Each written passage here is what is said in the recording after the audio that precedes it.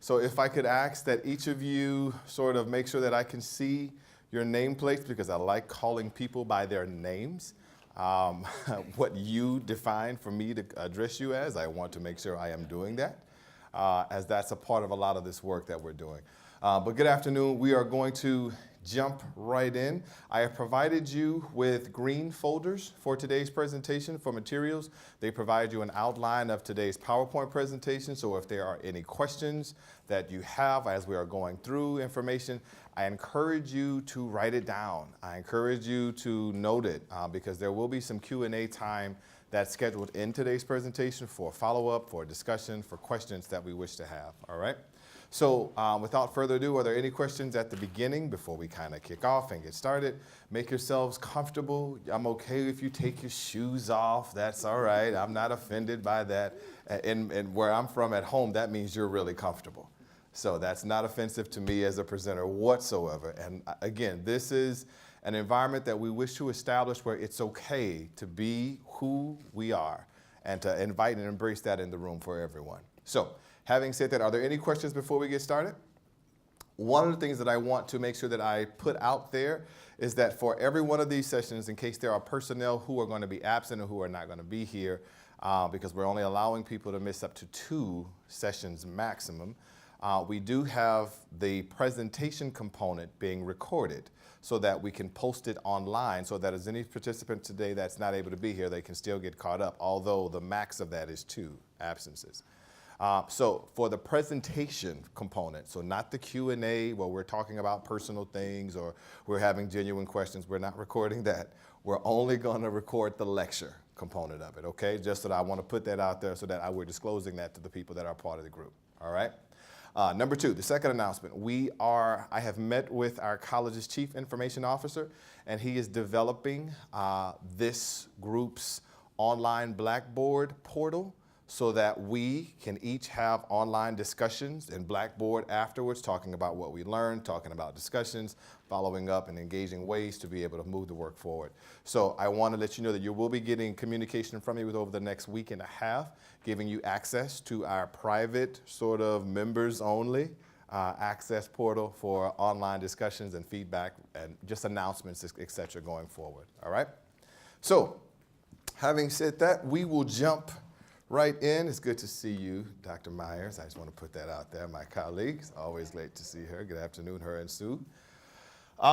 We're going to get right in. What I want you to know is that when I speak and I present, I walk around a bit. And I actually want to use your name, so that's why I have the name tense. I don't just like pointing at people and say, yeah, can you? No, I want to engage you. So having said that, we'll jump right in. So today's session, or today's presentation, will highlight on an overarching view of equity, diversity, and inclusion. Overarching concepts that are more generalizable, not to just one specific population, one sex, one gender, one group, but to many different ones. And so that's important for us to understand before we start getting into the individualities of the unique cultures and communities that are part of this program. We need to set the groundwork. We need to give you a basic fundamental foundation on what lens to look and held these conversations through. So having said that, equity, diversity, and inclusion. Diversity drives innovation. Can I get, Rebecca, would you mind reading this for me if you could? When we limit who can contribute, we in turn limit what problems we can solve. Absolutely. So one of the things I want to highlight with this slide is that, so when we start talking about diversity, diversity is not a single isolated group of any kind. Diversity is, as you see in this small graphic next to it, diversity is your race, but that's a small part of it. Diversity is your ethnicity. Diversity is your socioeconomic class. Diversity is your gender. Diversity is your sexuality. Diversity is your age group or your generation. Diversity is your religion. Diversity is your language, your native language. Diversity is your job level. So what I want you to understand is that diversity is not isolated to one individual thing. I actually had an interview most recently with Dr. Myers on WXXI talking about this program. They asked us a question about diversity and lessons of diversity. And what I highlighted is that my first lesson of diversity came from my parents, and recognizing that they had 6 children who all had the same biological background, same socioeconomic class, lived in the same house, grew up together, same DNA, but that all 6 of their children were very different.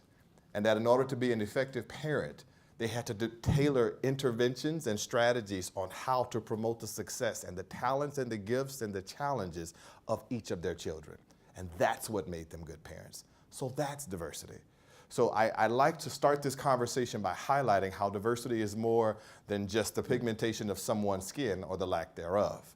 It's truly an opportunity to see the lens at a much broader perspective and view. Now, if you could indulge me for a moment, if you would, I want to take you on a little engaging dialogue interaction with me. So if you could, I'd like for you to follow these basic few instructions that we want to have you do. Please locate your cell phone or mobile device. All right, locate your cell phone for me, please. If you have an iPad, that's sufficient as well, as long as you have Wi-Fi on it. I'm okay with that. But locate your cell phone, all right? Everybody got your cell phones? All right, next one. If using a cell phone, compose a new text message to the following number, 37607.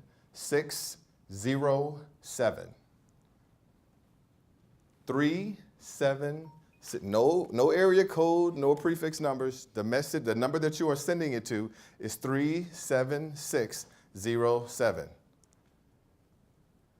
Next step, the text message that you need to actually type in is this, Dr. Cephas Arch 681. All caps, just as it is. Dr. Cephas Arch, CEPHASARCH 681.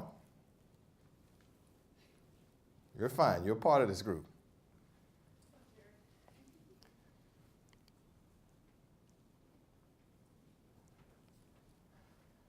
Next one.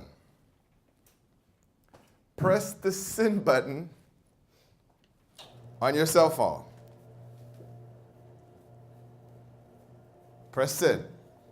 And while you are pressing send, you should receive a confirmation text message telling you that you are connected to something called Poll Everywhere.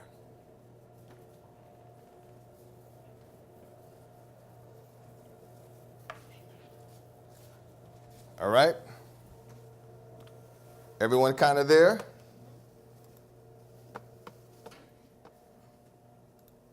All right.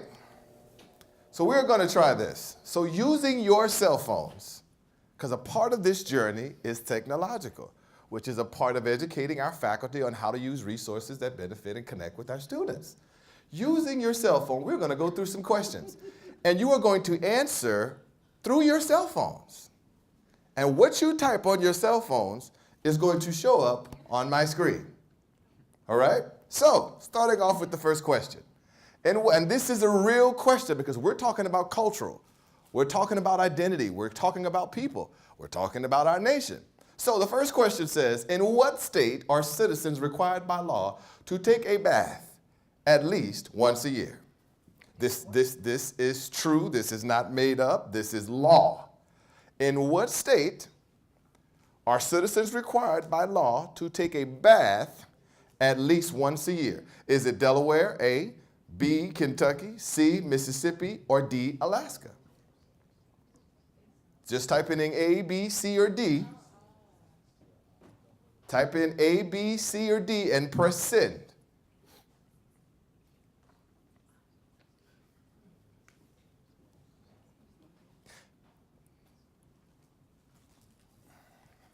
So, everyone kind of chimed in and responded? Pretty cool, huh? So the thing is that the reason why this ties into culture is because culture sometimes becomes law. So clearly, there was a need to regulate people taking a bath within this state, which says a lot about the culture. So if they needed to mandate that you take a bath by law once a year, then that tells you that not everybody does it. And to each his own. To each his own. But it is now officially a law and has been for several years. So the correct answer for this is B, Kentucky. In the state of Kentucky, there is a law on the books that requires all people to take a bath at least once a year. Okay? Just to start the discussion off, just to get the blood flowing there. All right. So we talked a little bit about in that first little graphic about diversity and what diversity is. So my next question is to each of you highly intelligent, sharp, college and school district educators. Are diversity and inclusion the same? Yes for A, B for no, C for maybe, D for not sure. And it's okay if you're not sure. Because what I want you to understand is that this is where we're learning about it. This is where we can say, this is a safe place to say, you know what, I kind of haven't thought about that a little bit deeper. But using your cell phones, and what I want you to know is I am totally okay if you don't know. So if each of you could respond, are diversity and inclusion the same?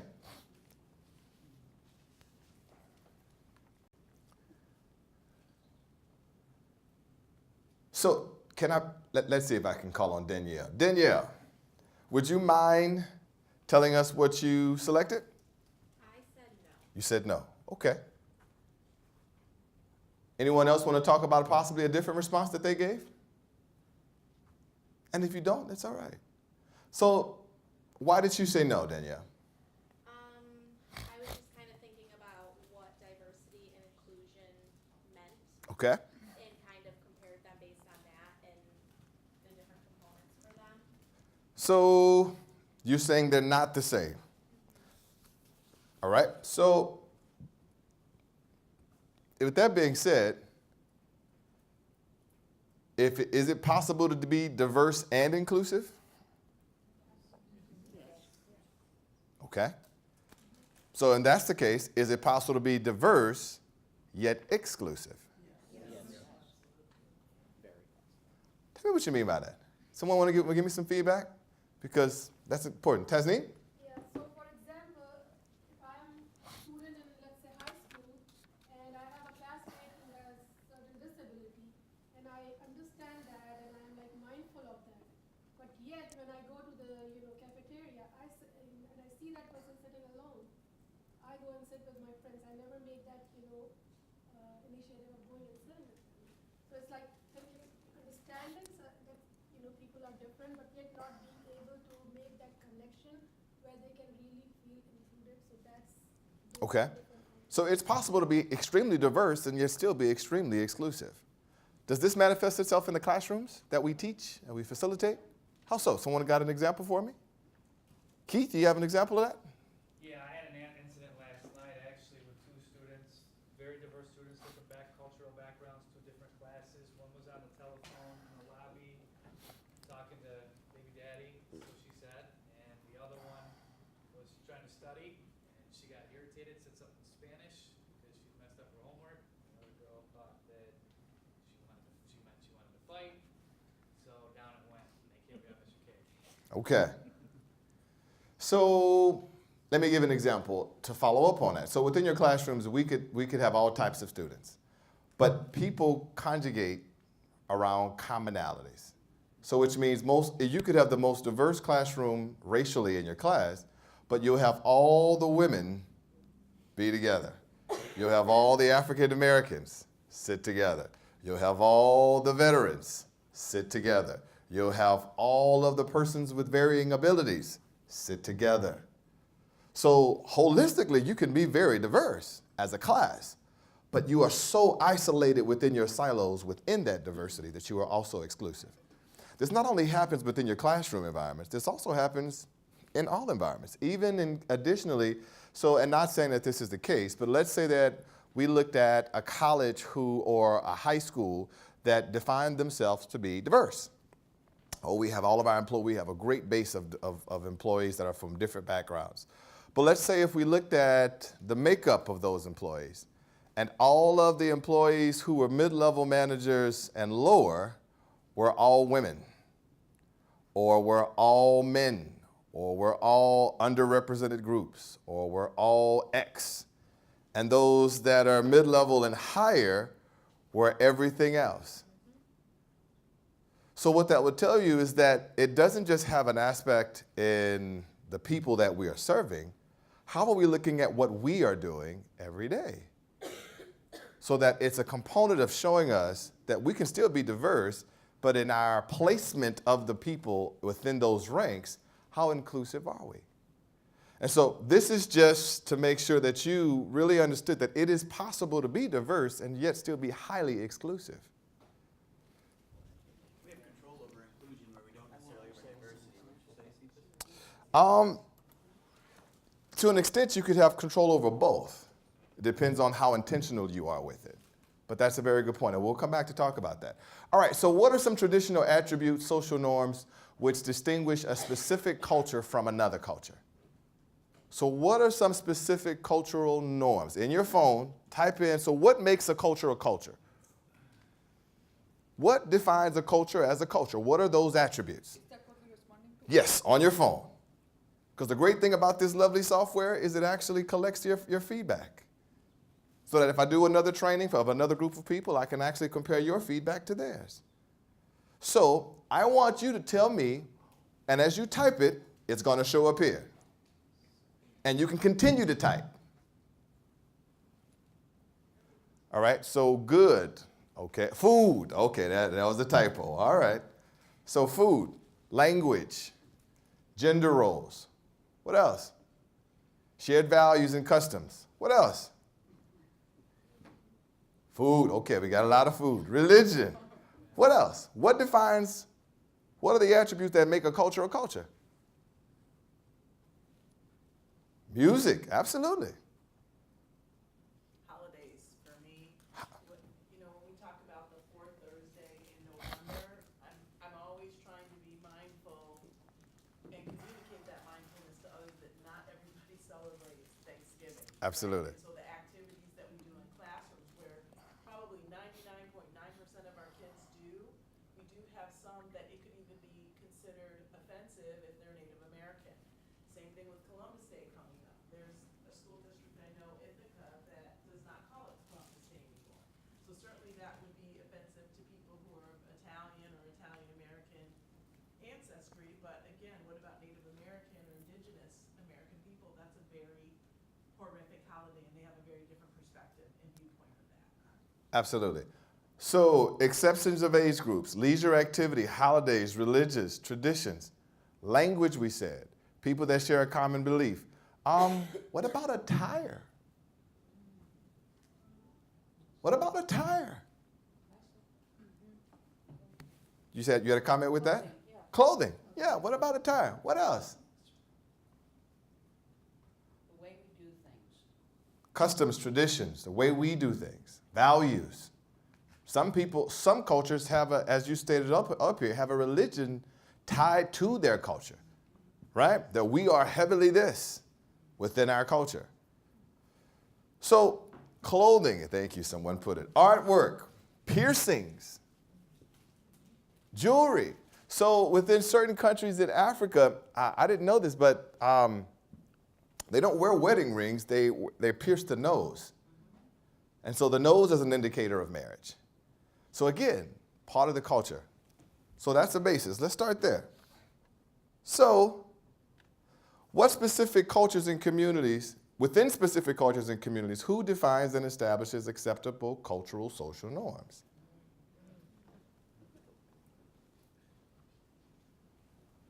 Within specific cultures and communities, who defines and establishes acceptable cultural social norms?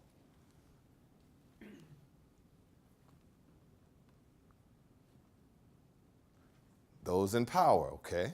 Elites.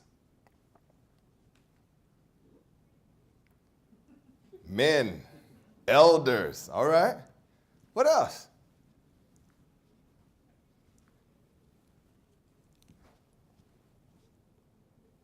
Religious leaders. Social media. Wow, social media regulates culture, all right? Parents. So this is important.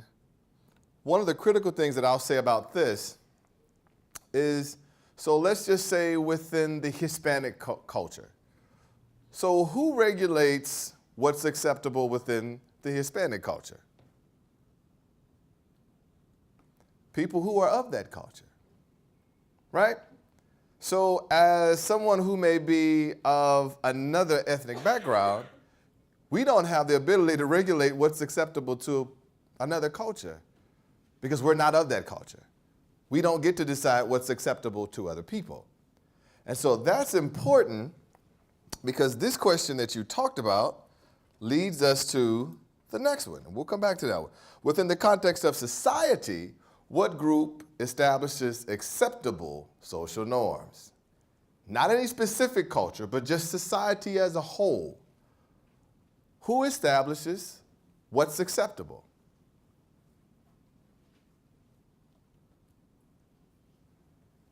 Who establishes what's acceptable?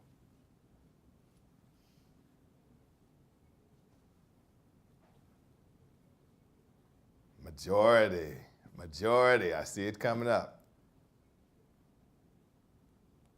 Those in power.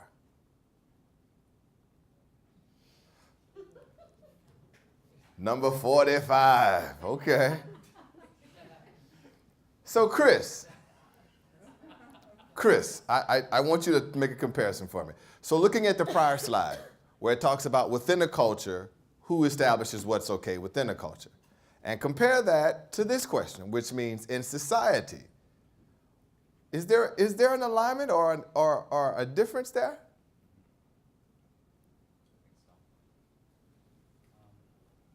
I would say it's more like an overlap, like a partial overlap. So as a smaller culture, so the LGBT culture.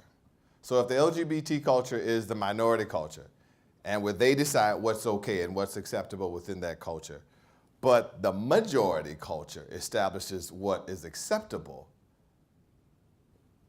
where is there an issue? Well, it's happening right now in America. Okay. We have minority counties.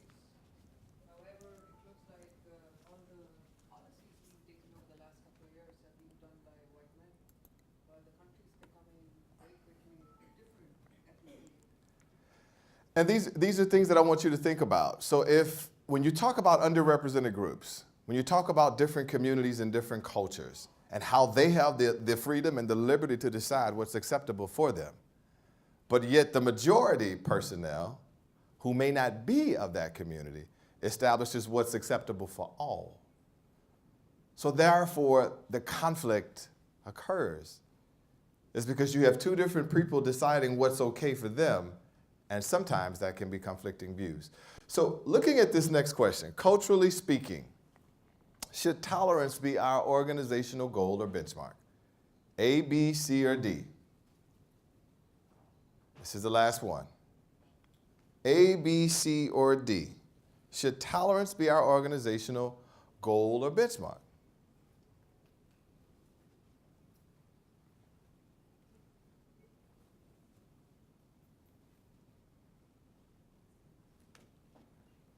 Kelly, you mind sharing your answer with me? I said no. You said no? Okay.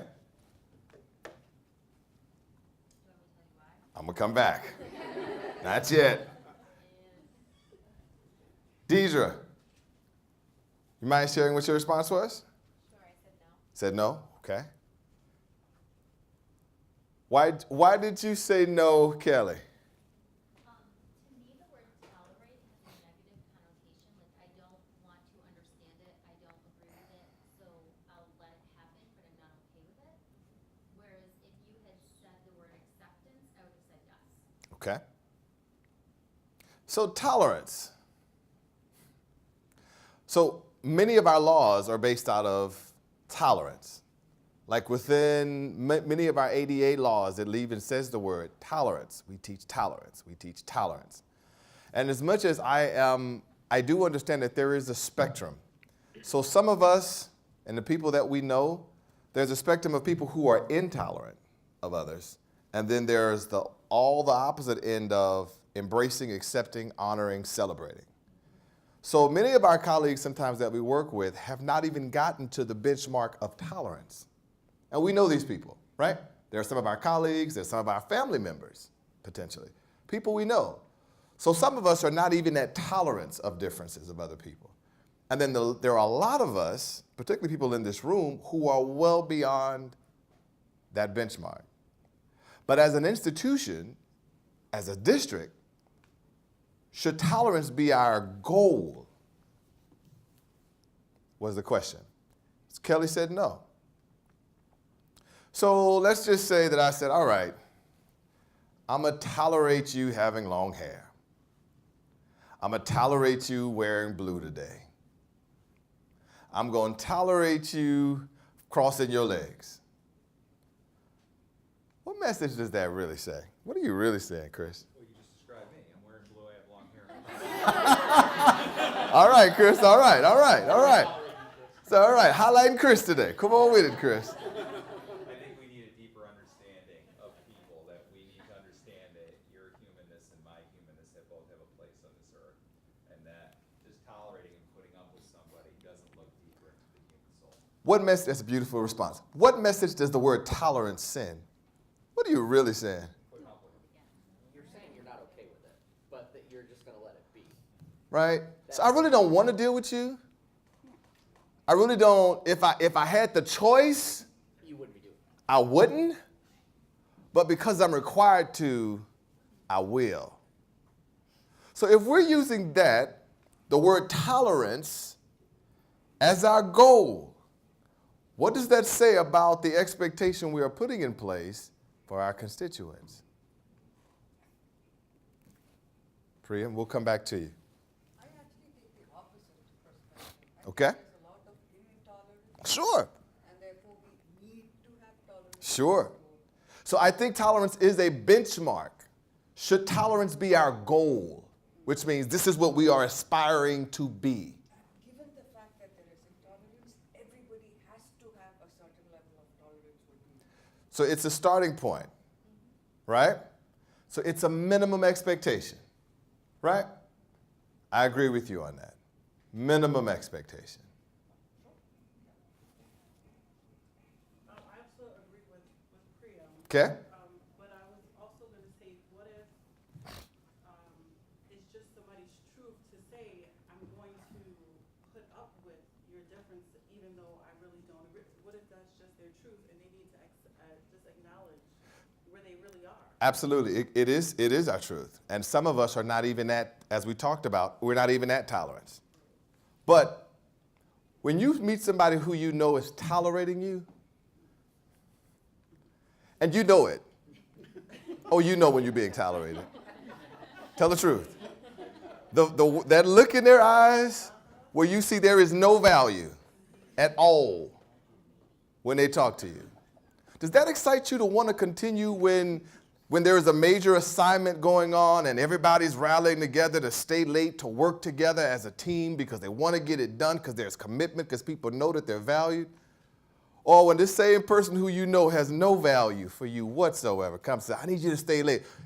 What do you think your response would be when you know someone has no concern for you at all?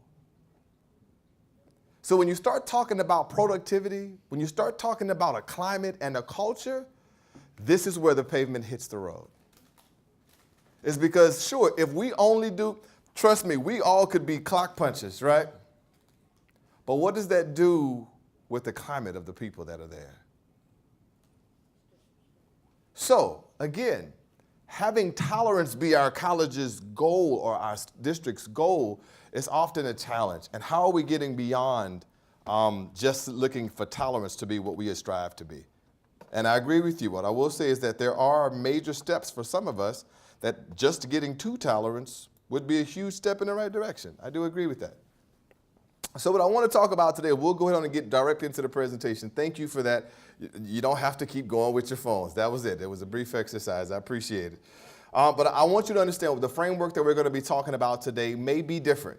And the way that we historically are, that you may have previously talked about these things, will be a little bit different in perspective. And I just wanted to sort of put that out there in the forefront. So you expect us to teach diversity? Really? You expect us to teach diversity? So many of the questions that I've heard, Dr. Archie, is this even possible? Am I qualified to effectively facilitate such opportunities within the classroom? What do you even define diversity to be? Where would I even begin? These are valid questions. Let's start off with this. So if you would, U.S. historical timeline. So can I get a reader for each one, please? Starting off with 1863. Scott. The Emancipation Proclamation or the end of slavery. All right, so as of this point, prior to that, people were defined as, a certain group of people were defined as property. They weren't even humans. Okay, so next one, Gina. 1919, women right to vote. Okay, so prior to that, women didn't even have a voice. That should be edited. It should be. It should be. But when I read the data said, well, it initially was initiated in 1919.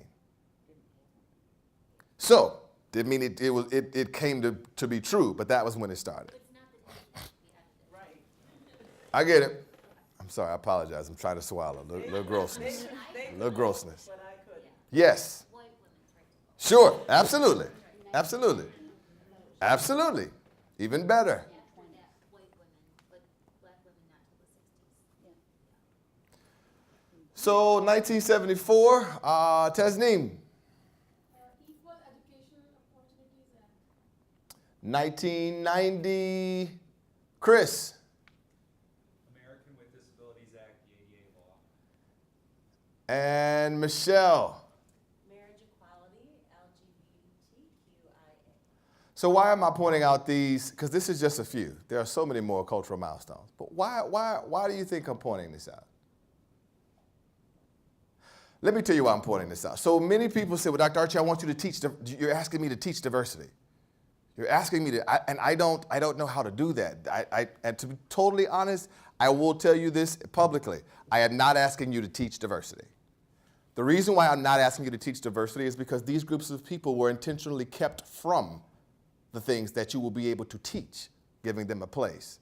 So you won't find them in your history books under medicine, under science, under politics, under any of these major contributions of the country, because they were denied even having the opportunity. So slaves were killed to learn just how to read. So of course you're not going to see them in the journals and the archives of the research and the databases of science. So these groups of people were intentionally kept from the access of being a part of those things. So I'm not asking you to go back and make them be in places that they were intentionally denied. That's never what I would ask, because I cannot give you the authority to go back and recreate history. But what I want you to be aware of is this is not what I'm asking you to do. Because women didn't have the opportunity. Men in certain cultural groups didn't have the opportunity. Literally, ADA just in 1990, there was something that was actually passed, minimally providing them access. Not in the 60s, no, just 1990 that law was passed. So of course you didn't see a lot of these people put in places and opportunities prior to. So understanding that I'm not asking you to make up these personnel and these groups and these cultures within the context, what I am asking you to do is to understand the concepts of historical basis. We're going to talk about this. So this is critical race theory. So let's see, is it Evelina? Evelina. Okay, can you read that first bullet point for me? Race has historically been and continues to be a significant issue in all aspects of American society. In the field of education, racial inequality is prominent in the areas of access, opportunity, and outcomes. Priya, can you read the second bullet? Sure. Critical race theory is a framework that offers researchers, practitioners, and policymakers a race-conscious approach to understanding educational inequality and structural racism to find solutions that lead to greater justice. Justin, can you hit the last one for me? Yeah. Placing race at the center of analysis, critical race theory scholars interrogate policies and practices that are taken for granted to uncover the overt and covert ways that racist ideologies, structures, and institutions create and maintain racial inequality. So one of the things that we talked about a second ago when we did the response in the PowerPoint with the phones is that who establishes the social norms? The majority. And so the majority established the social norms out of that view. Let me give you an example. So I had a student here at the college who called and had an issue. And the issue was, Dr. Archie, I am a part of the lower socioeconomic class. All right, I understand that. And classes start within the next 3 weeks, okay? And I need my books for class, okay? So our college has a policy that states that we will not release funds, disperse funds for financial aid until 5 days before classes start. I said, okay, that's a problem for me. Tell me how. He said, well, I need to buy my books and have my books for class 1. If you won't disperse my money for my classes to buy my books until 5 days prior, if I order my books online, it takes at least 2 to 3 weeks for my books to get here. So I'm already 2 to 3 weeks behind all of the other students who have had their books day one because I have never been able to read. And he said, so let me tell you where our policies also hurt me. I said, I'm listening. He said, our policies say what they can do in financial aid is they can say, okay, we'll give you a book voucher to go get your books from the campus bookstore here on campus so that you can buy your books day one ahead of time before your money gets here. Great. He said, not great. The cost of those books in the on-campus bookstore are 4 times the cost that I pay for them online. And so it's a way of you making me buy overly expensive books in order for me to be able to even catch up or be at a starting point with our other students. And so by the time the semester comes to an end, because I paid 4 times the cost of that book at the early part of the semester, I don't have money to eat at the end of the semester. So you force me to buy books that are 4 times the cost because it puts more money in the college's pocket, and therefore it hurts me as a student long term. So what we found is that our policies that we have were not always written with poor in mind. They weren't written for the additional cultural instances that impact us. And so this is where when the majority, sometimes people who are average in socioeconomic class have certain resources, they don't make parameters and think that these things are not always the case with people who do not have as they do. So this is where there's a larger context and discussion that occurs regarding how we do things. So blind spots. So Dr. Myers, can you read this for me? Sure. The patterns our brains create based on our experiences that influence how we make decisions and understand the world. Synonym, unconscious, or implicit bias. So we all kind of know what implicit bias is, right? Or we have a generalized understanding. And if you don't, there are 2 things. There's implicit bias, and then there is explicit bias. So implicit bias are those things that you don't even know that you don't know. Implicit bias are the things that you don't even know that are harmful to other people that you're not even aware of. Explicit is those things you know are offensive and harmful and have no value or concern how they impact people. So there's a difference. But explicit bias is real. So when it comes to implicit bias, it's how are we navigating through those things that we don't even know we're doing wrong. First off, where do implicit biases come from? They come from our early life's experiences. They come from those comments that we heard our grandmother say, or our uncle say, or colleagues say when we were growing up, or things that we heard potentially tied to a religious belief or a religious faith, etc., that shape how we think and the value sets that we place on things. Media and news programs. So what you're watching, what you're seeing. I know earlier we talked about social media. So how does that manifest itself? Your own cultural biases, things that you on your own just assume and perceive. And then last, just yourself. Just yourself. And so these are things that impact how we view life and how we view people. So let me give you an example. So, and this is, I don't know if I've stated this before, but there was did I tell you guys about after the election happened, one of my colleagues asked me about, he said I was upset. Let me tell you about it. So there was a colleague of mine who said, Dr. Archie, I want you to know I see you're physically upset. This is not about the politics of it all. But he said, I can see you're upset about the new president. I can see that. But I want you to know your anger is misplaced. And I don't feel that it's justified. He said, and the reason why I don't think it's justified is because he never said anything about black people. He never said he never said anything about black people, Dr. Archie. And I said, well, let me process this for a minute. I said, my significant other, my mom, my sisters, my cousins, some of my closest friends are all women, and they all happen to be black. I have a dad who's a veteran, my brother is a veteran, our best friend is a veteran. Many of my colleagues that I know are military personnel, and they happen to be black. I have a mother who has sickle cell anemia and who is disabled. I have another sister who has EDI, and I have many other relatives and brilliant people that I know who have disabilities. And some of those people are also black. So I begin to show him how when you see a person for one thing only and do not take into account the many other intersectionalities of life that make them who they are, you're able to make a statement out of your own biases of not understanding the intersectionalities of who people in totality are. So this is where our own knowledge bases can sometimes become our barriers to our own success.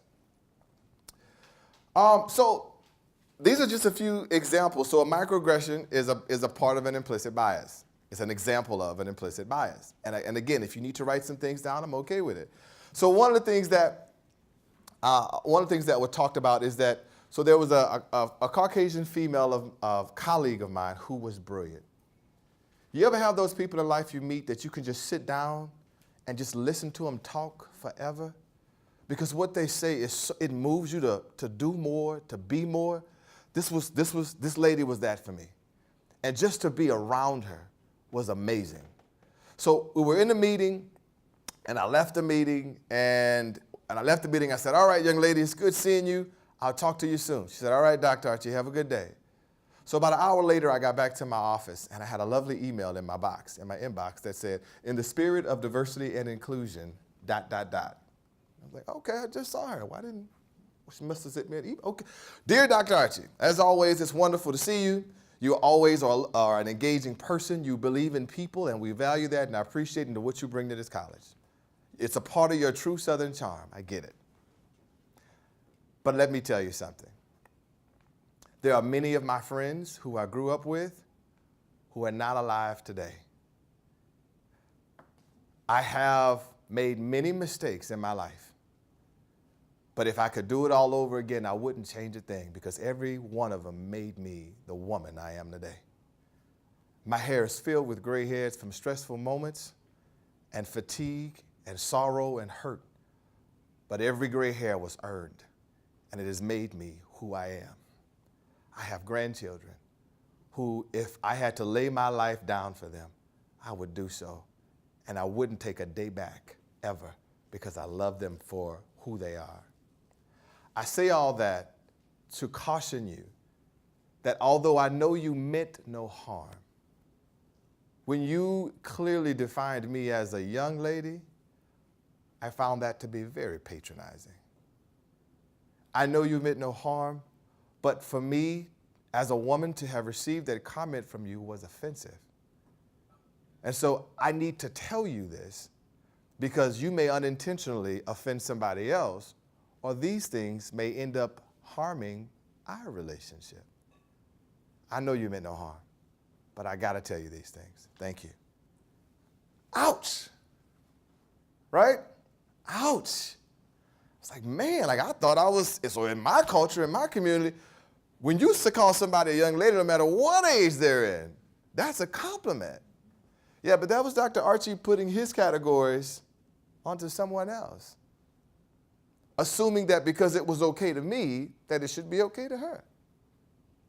So again, that was my moment of, ouch, and how am I learning? So one of the things you're gonna learn about me is that I'm gonna put myself on blast before I put somebody else. I'm gonna highlight my own errors so that you can learn from them. Because sometimes it takes a little courage to put yourself out there. But it helps other people to say, you know what, I've done the same thing. I've been there. Because it creates an environment of how are we engaging each other to say it's a safe place to learn and ask those questions. So the next one, Dr. Archie. Dr. Archie? Dr. Archie? I bet your parents are so proud of you. I bet they're proud of you. So, to some, and even to her, the person that stated this to me, that was the most humble compliment that they felt they could give me. And at the time, I grinned and received it and said, thank you. But I scheduled some time to follow back. And I said, I just had a follow-up question with that. Is that what you tell every doctor you see? Is that the statement you make to every doctor you see? You asked her this? I asked her. I said, well, I don't. I said, so really think about why you said it to me. And I know you didn't mean any harm. But think about it. I didn't know that gay people could be Christians. I've heard that one. I was like, wow, did you just say that? Oh, wow, you don't act black. Oh, wow, you don't. So what is, black is an act? Right? Dr. Archie, that's a nice suit. Are you on your way to church? I don't understand that. Dr. Archie, so here at the college, every day, I make sure that I am dressed in a specific manner. Because what I have found is that when I am not dressed in a specific manner, it's assumed that I am a janitor. So, having stated that, I make sure that I look a certain way. So that some people who have never seen a minority male in a suit outside of a church pulpit or leading a ministry have never seen them in a suit, being able to articulate, run a business meeting, present. That the only time that they've seen that is at a religious affiliated event. And so I'm giving these, because all of these didn't necessarily happen to me, but I'm giving you examples of them. But that one did. So, yata, I can go. And I was like, what does that mean? Yata, I can go. So when I was in college, there was a student that was on our floor in the residence hall who was on the football team. Sharp, brilliant, but he had a lisp. So that whenever he would say, yes, sir, it would come out as yatha. And so the people on our floor eventually just thought it was cool to start saying yata. So we would leave the floor and go somewhere, and they'd be like, yata, yata, I'm going. And when we said it, this was me too, when we said that, this football player turned around in total dismay. And the look that he gave us was, really? I live with y'all. I go to class with y'all. Didn't know. Didn't know. And so this is what these things are. So the last one. Oh yeah, I see, bro. Brother Slim Shady made it here tonight. So I'm a part of a historically black fraternity. And when I was in college, my friends were very diverse. Even in high school and college, I didn't just hang with all black people. I didn't just hang with I hung with everybody. So there was, in a historically black fraternity, there are not many members who are from other cultural groups. But one of my best friends loved who I was so much that he's a Caucasian male that he said, I want to be the first. I want to be the first in this city member of that group. I love what y'all do. I love what you stand for, etc. So he got in. He joined the organization, went through the process. He became a member. We were glad, celebrated. We went to a large event. And there was the polemarch, who was the highest member in the city of the fraternity. And in front of everybody, all of our members, 400 members at that time, the polemarch could easily spot the one Caucasian male in the room. And so instead of him saying, we welcome everyone, he said, oh, I see Brother Slim Shady made it here tonight. And so that enraged, so first off, I don't know if many of you know, do you know who Slim Shady is? So Slim Shady is the rapper Eminem. Have you ever heard of Eminem? Yeah, so out of all the wonderful, successful, doing wonderful things that he could address him as, he addressed him as the character that was at that time saying the most derogatory and vulgar things about people. I'll tell you that I got up out of my seat and went straight to that stage and sat there until he came down and said, I need to talk to you now. And when I tell you, by the end of that night, he had apologized 4 times. And the reason why I felt so strong about it is because just like you, many of us have been in that seat. We've seen that happen to us. And so it became that I know that pain. I know that situation. I know that experience. So for me to be truly about equity, for me to truly care about people, I don't care if you are black. I'm going to call you out on it as well. Because that's what having the mindset of people is about. And so these are just a few examples of microaggressions, just a few. So what are privilege and power? So can I get 2 readers? So let's say, Jennifer, you knew I was coming to you. Privilege is a right or exemption from liability or duty guaranteed as a special benefit or advantage. Oppression is the result of the use of institutional privilege and power, wherein one person or group benefits at the expense of others. Keith, can you read the second one for me? Sir, institutional power, the ability to, or official authority to decide what is best for others. The ability to decide who will have access to the resources. The capacity to exercise control over others. I want you to look at this. Look at this picture for me. I want you to look at that picture. Excuse me.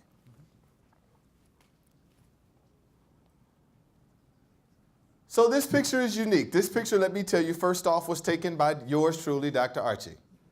I was in a restaurant out in Houston, Texas, where it is hot all year long. And while I was sitting in the restaurant working, 2 Caucasian women, 2 white women walked into the restaurant, which is normal. What was not so normal is that one of these people had on a full black ski mask, entered the restaurant, was seated. Hi, how are you? This person standing next to them is not a cop, that's their waiter. And he is simply taking their order like it's nothing wrong, like there is nothing unique about this experience. And so as I'm just sitting there studying, I am so shocked. I'm just like, really? This is happening? This is right? Now, had this been Buffalo or Rochester or Brockport in the north, where it's 2 degrees during the winter, maybe I could say, okay, you can wear a ski mask, into a restaurant. I get that. But this is Houston, Texas. So being the social scientist that I am, I slowly take my phone and take 3 steps backward because I want to capture this whole view. So what I also wanted to see is the reaction of other people. To be like, maybe it's just me. It could just be me. So as you see, the other people in the back, no one is alarmed. No one is grabbing their pocketbooks or their phone. No one. And so about a week later, I go back to this restaurant. The social scientist in me. I go back and I find that waiter and I find the waiter's manager. I was like, I just want to talk about this. This is just fascinating me. I got to talk about it. I was like, what is it? Did we do something wrong? No, absolutely not. Just want to have a conversation. Let's talk about these things.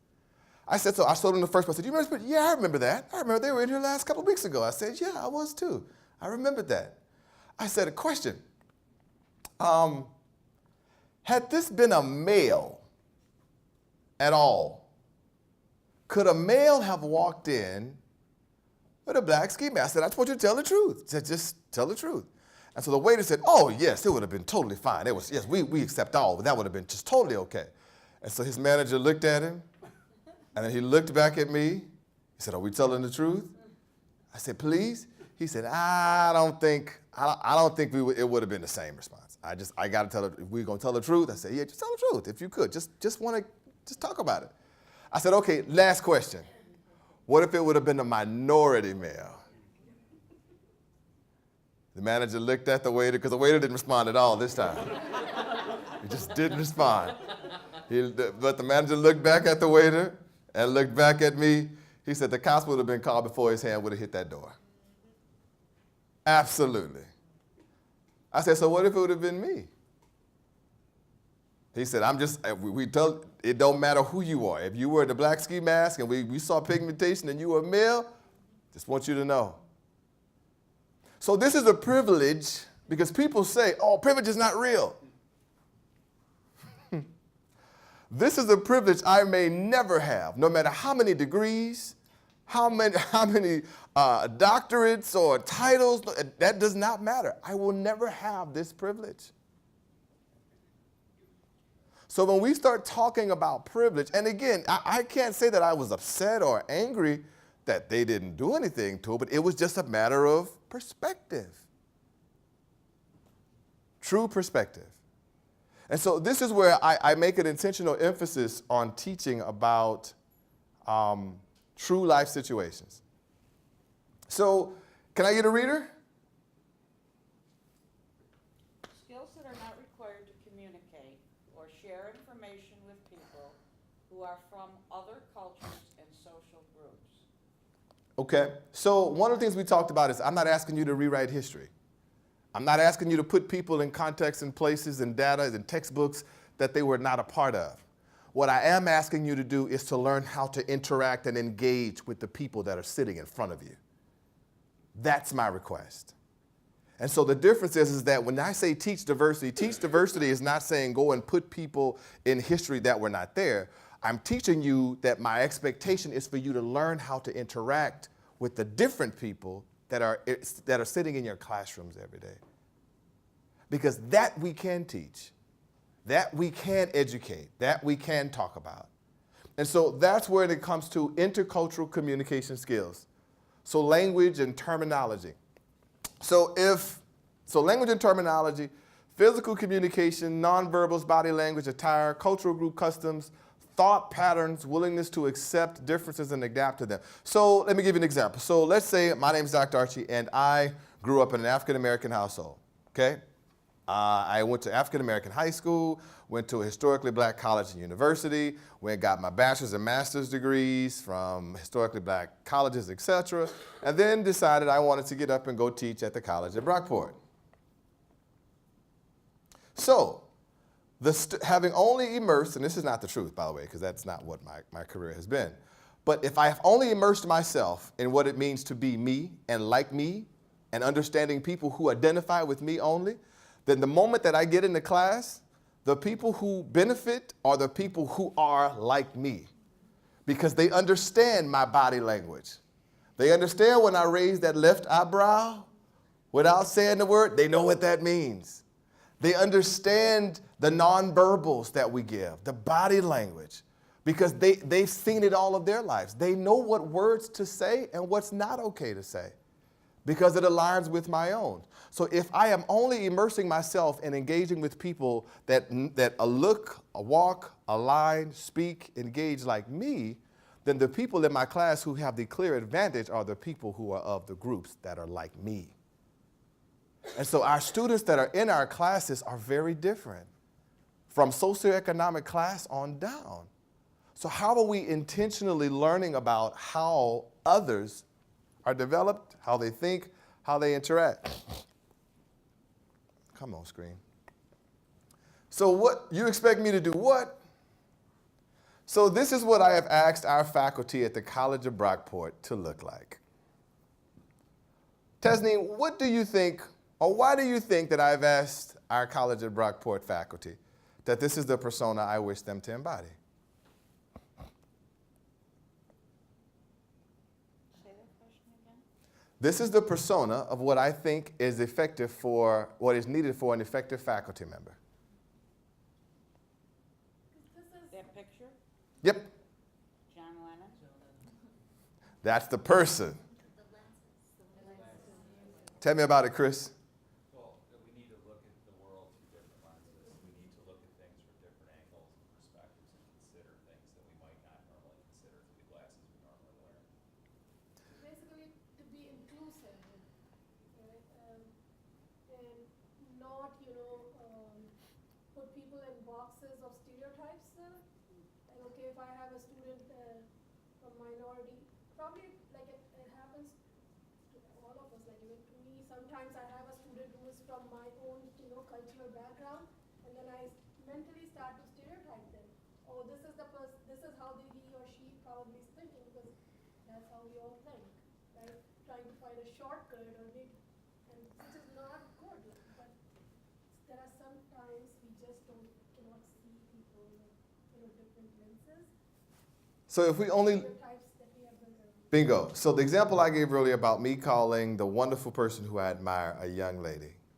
So I was seeing her through my isolated lens of what I knew what was okay, of what I interpreted was acceptable, of what I interpreted was appropriate engagement. And when I did that, I offended somebody because I didn't put on the lens of allowing them to teach me through their lens versus my lens. So any examples of that? Any examples of where we've seen this? I've done it. I've done it fairly recently.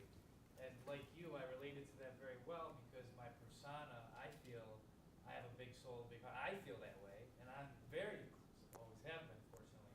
But I approached a coworker and said, "Good morning, sunshine." It's, "Hey," you know what I mean? I call everybody that. And I got a comment from another person, not from her specifically, that, "Hey, whoa, whoa, whoa, whoa, whoa." In the world of Me Too, and I'm like, hold on, hold on a second, nothing like that. But that perceptual gap set me back 10 years, because I was like, hey, I know I'm very comfortable who I am, and that's what I was going to reference was we all have a default mode, right?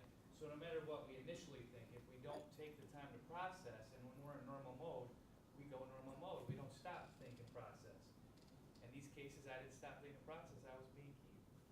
Morning, sunshine. How are you? I had high respect and appreciation for this person, much like you did for the young lady you spoke with. So that stuck with me. The young lady. I'm sorry. Exactly. No, Exactly. that's that Exactly. natural- that natural Absolutely. kindness and so it's been a challenge for me. And I tell you, as I sit here today, I think about it 24 hours a day with every student I interact with, every staff member, my kids, my neighbors, because it's hit me so hard, upside the head. But that's important what you just said. So before you can modify a behavior, you must first be aware of it. Right? And that's what a large portion of this session today is about. Are you aware that there are things that you're doing that you don't even know that you're doing?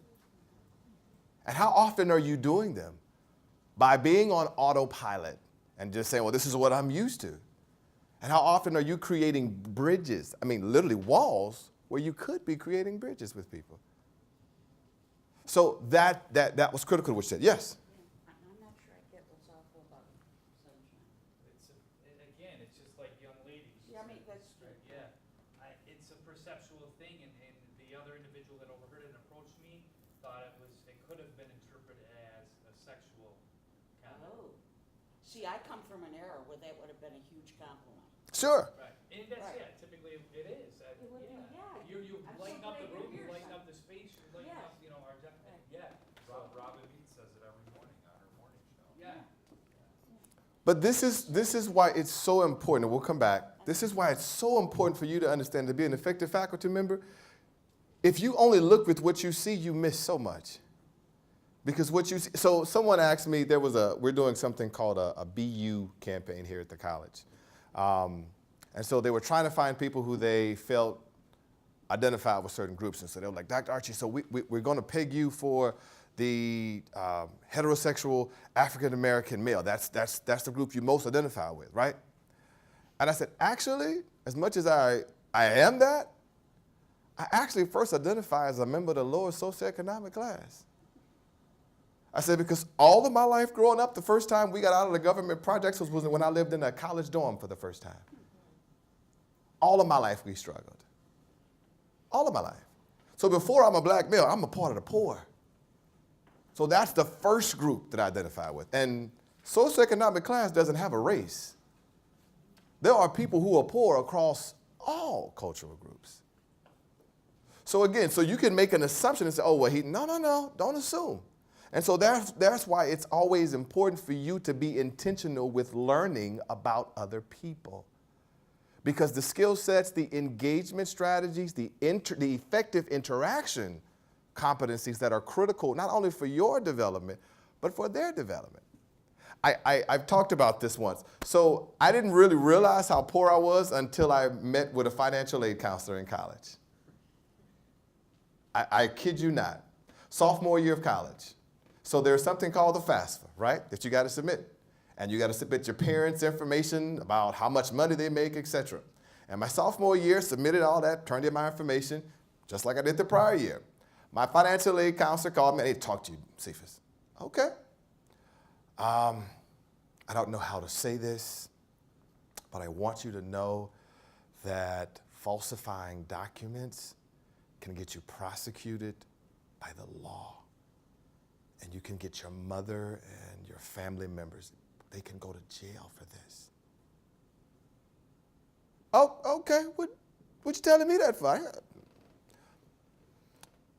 Cephas, I have what you submitted as your family's income, and I know that you want to make yourself more available for the grants and the money, but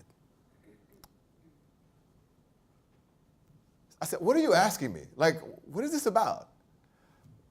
Can I have your mother's number, Cephas? Can I really have your mother's number? Well, you have it. You have my records. Do I have your permission to call? Yes. So he calls my mother, and I guess he was calling my mother to let her know that we had been caught. And so my mom said, yeah, well, do you know how much money this form submitted stated? She said, yeah, we make $13,000 a year. Yes, ma'am, and you said you have 6 children. Ma'am, are you aware of the legal prosecute? My mother said, if you want to donate me some more money, by all means, please go right ahead. But although it may be different from the socioeconomic class you live and exist in, this is the way that I've raised all of my children. And all of my children are now in colleges and universities. So are you really asking me this question, sir? Ma'am, I am so sorry. I am so sorry. I meant no harm. I did not, I can't imagine. Good day, sir. Have a good day. My mother just hung up the phone. As a 19-year, I had no clue. So this is how the lenses of other people, even in positions of institutional and school district officials, actually cause harm. So I didn't really realize how poor we were until that. I was like, really? I thought the rest of the world made that least amount. But this is where when we, even as institutional leaders, as faculty, as staff, as facilitators of all of our colleges' processes, when we only see life through what we've experienced, we're not able to understand that someone else's existence could be totally different from our own. And so how are we daily projecting that onto other people? And that's where the ideal persona for me is exactly that. So just to piggyback off what you're saying, where larger groups have to think about larger groups, I think, and I'm a school district retiree, we have to think about, and the poor comes to mind, the poverty students. In our own district, I asked my superintendent if I could just say this. We have Spirit Week. The first day out on Spirit Week, we had kids come as Disney figures. And I said to myself, who's got Disney costumes? Who has Disney costumes? People who went to Disney World, people whose mother is very creative and maybe can make some Mickey Mouse ears. But by and large, many kids don't at elementary level. My own grandsons do. And I think that perpetuates haves and have-nots. So when we're thinking about simple things like that, which is a beautiful idea, it does exclude some kids. Homework excludes some kids. And we need to be thinking about these things on a more global level. I mean, that can't perpetuate the haves and have-nots. Kids go home to no pencils or light bulbs. Homework. So I think that's a great point. And to take it to another level, so I may have said this, so there are people you see every day. I may have made this point before.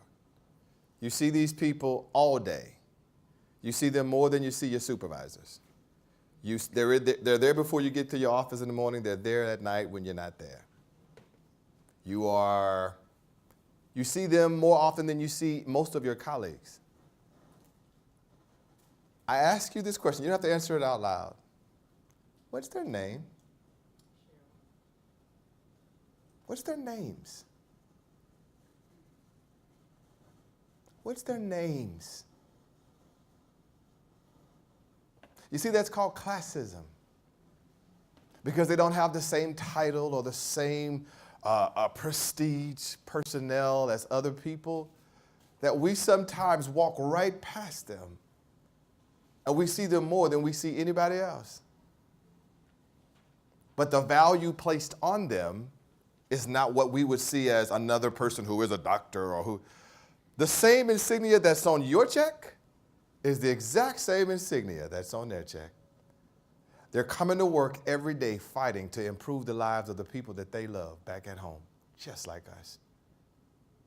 Giving them the opportunities that they didn't have, just like us. But we don't even honor them enough to even learn their names. So again, back to your point, awareness. Because what happens is that our lovely students who see us walk right past them and not speak to them, ask them about how their weekend was and how their families are doing. Our very same students who we are leading and telling to be wonderful leaders are watching us because they don't learn by do as I say. They learn by do what we're doing. And so what message are we communicating to our students about how they should treat all people with a certain level of respect?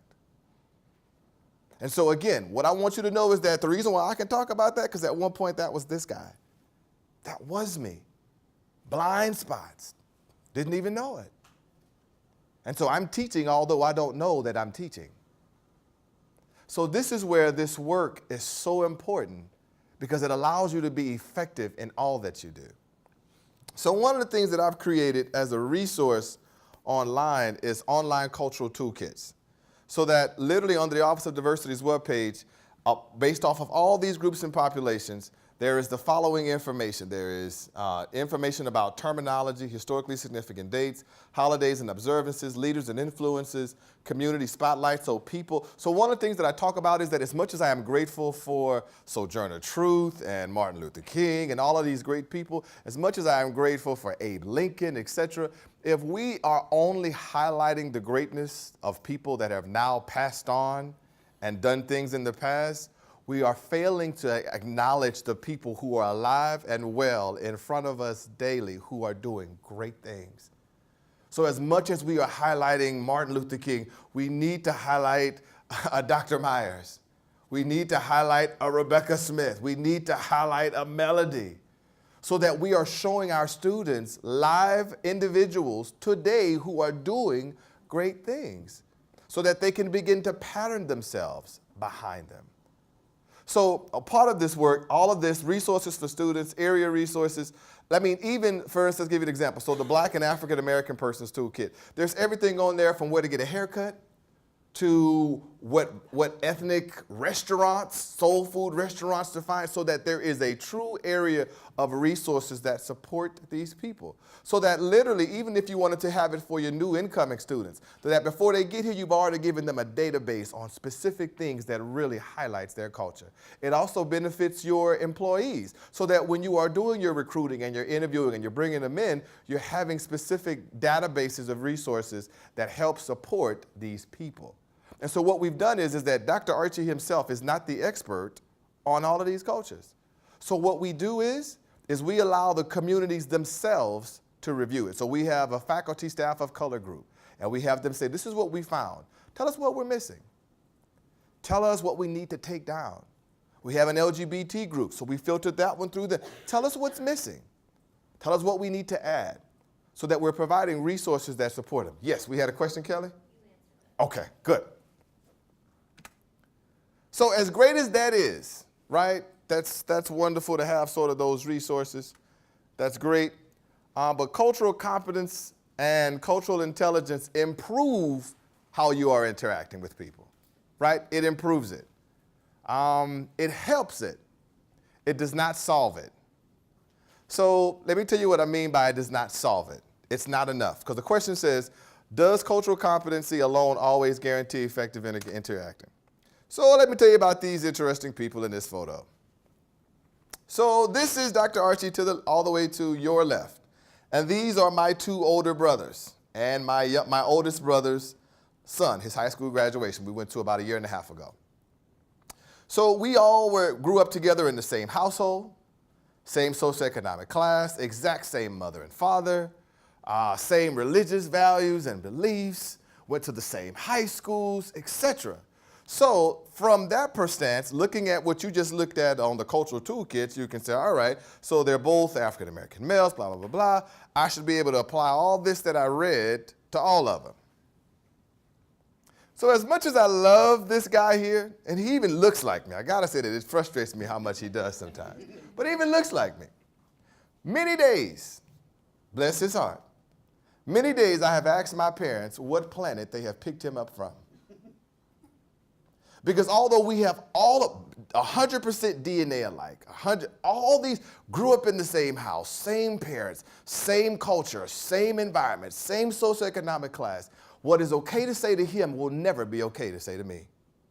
The language that he uses to communicate, I will never speak such words. The way that he thinks, the way that he processes information, the way that he understands reality and his experiences and what he takes advantage of and does not, is totally separate from Dr. Archie. That's important to understand that although you may look at us and say, well, you even physically look alike. You ought to enjoy the same things. No, we don't. So why is that important? No, why is that important? Why is that important for me to point that out?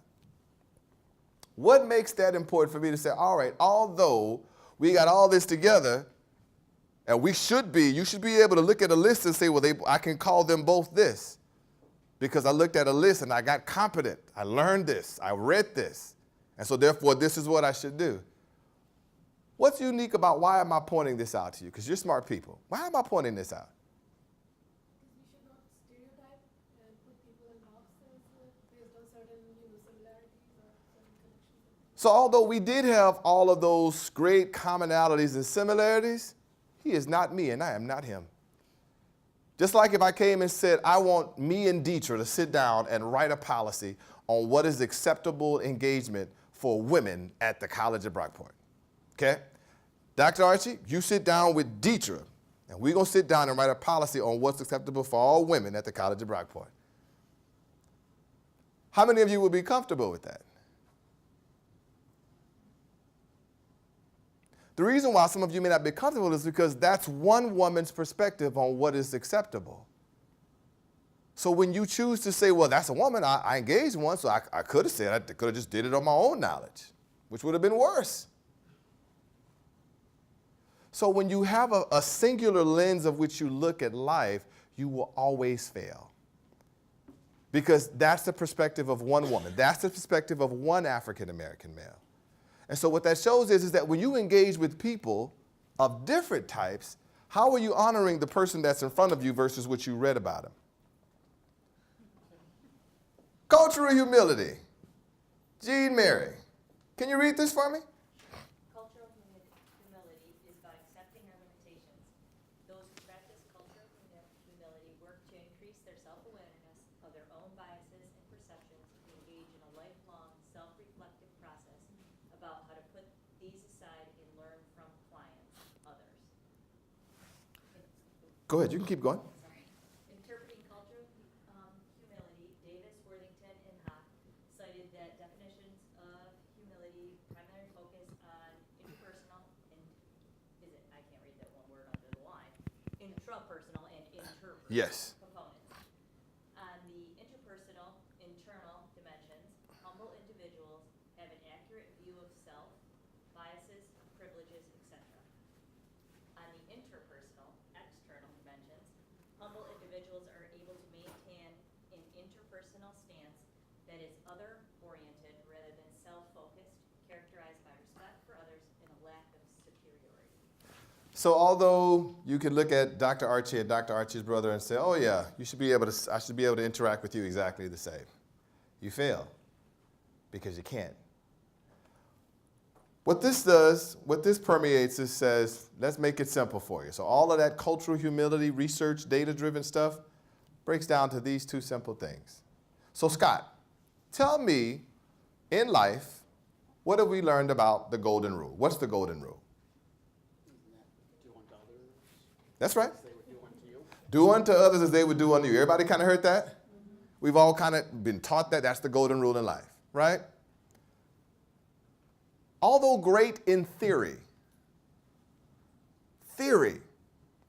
in implementation, how can this be a huge bias? It's a single lens. Explain that. Well, it's just like the glasses with John Lennon. You're looking at it, if you think about how you want to be treated, you're thinking about your biases, your perceptions, your wants, your needs, etc. It's singular. So although great in theory to treat people like you want to be treated, what if I don't want to be treated? What if what you qualify as acceptable to me is not what I qualify as acceptable? So what you would qualify unto my brother as acceptable is not acceptable for me. Even if we do look alike, even if we have the same parents, what's okay to say to him is not okay to say to me. Just like with your students. When you immediately assume that, oh, that's a group of people, I read a book about them, so therefore I know how to interact with those people, with people who are from India, with people who are from X, right? So as much as that's a good starting point, if you stick to that and marry to that so much to the point that that's how you choose to follow, you will always fail because there will always be people who you do not align with. Well, it kind of goes back to what you said at the beginning about tolerance. Tell me about that. What are you willing to tolerate? So if I'm going to do unto others as I would have them do unto me, that's basically what am I willing to tolerate? What's the threshold for that? So within the EDI world, we practice something called the platinum rule. Anyone ever heard of the platinum rule? What do you think the platinum rule is? Is it treat others the way they want to be treated? Okay. Treat people as they wish to be treated. So who am I to tell you how you ought to be identified? Who am I to dictate what language you should use? Who am I to be the regulating authority on what it means to be the best you? Because as we talked about earlier, one of the things we said is that the culture themselves defines what's acceptable. Not people who are not a part of the culture get to regulate what that culture defines is okay. But how often do we do that? How often do we do that? So that the quickest way to get to this solution is to say, you know what, although I have all of this research and all of this information and all of this data and it's great, I may find somebody who sits in front of me who is, although they look this, they are nothing what I've assumed. So just so that many of you know, all black people are not African Americans. Make sure you understand that. All black people are not African Americans. There are people who are 10 times darker than me who do not qualify themselves as coming from Africa, and they are not American. They are from Latin countries,